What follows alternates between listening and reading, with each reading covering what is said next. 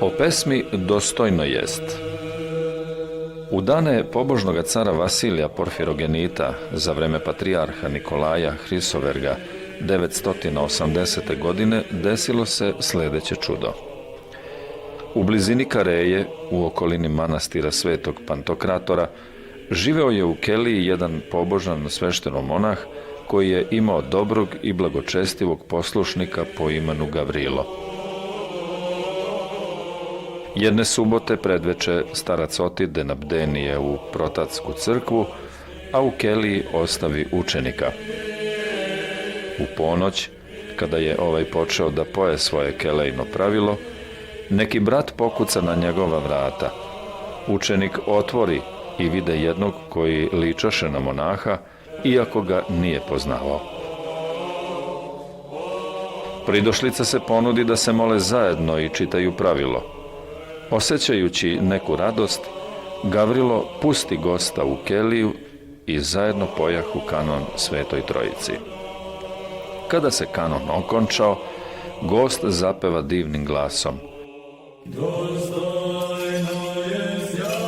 Dostojno je vaistinu blaženom zvati tebe, Bogorodicu, uvek blaženu i sve besprekornu i majku Boga našega. A zatim dodade: časniju od Heruvima, što je uobičajena pesma koju je Gavrilo, kao i svaki hrišćanin, redovno pojao.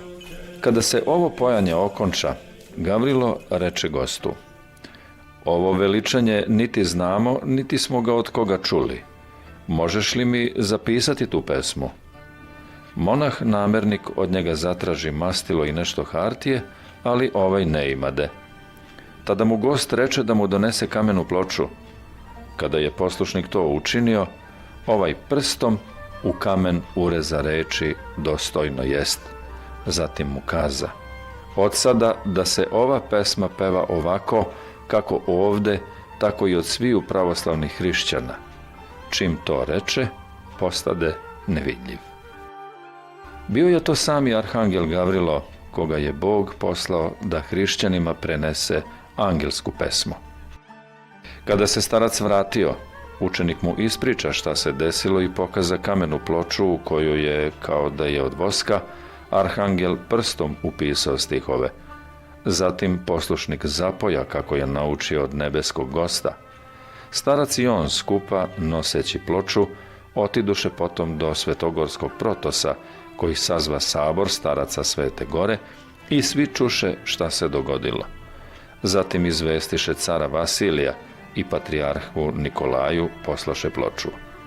Ovaj okružnicom obavesti sve crkve da se od sad tako ima pevati na liturgiji i drugim službama, a ikonu Majke Božje, pred kojom pesma bi otpojana, preneše u oltar velikog protatskog hrama, gde se do dana današnjeg nalazi.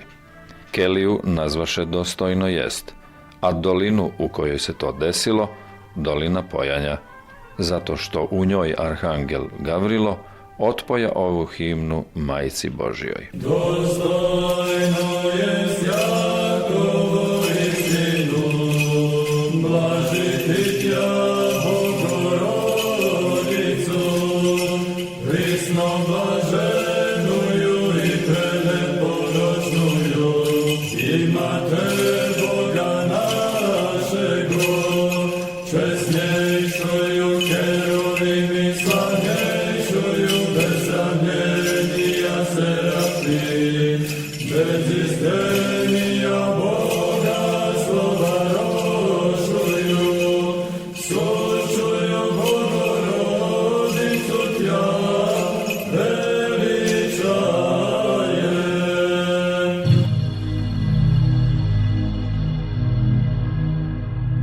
Svetootačke priče. Život i čuda presvete Bogorodice.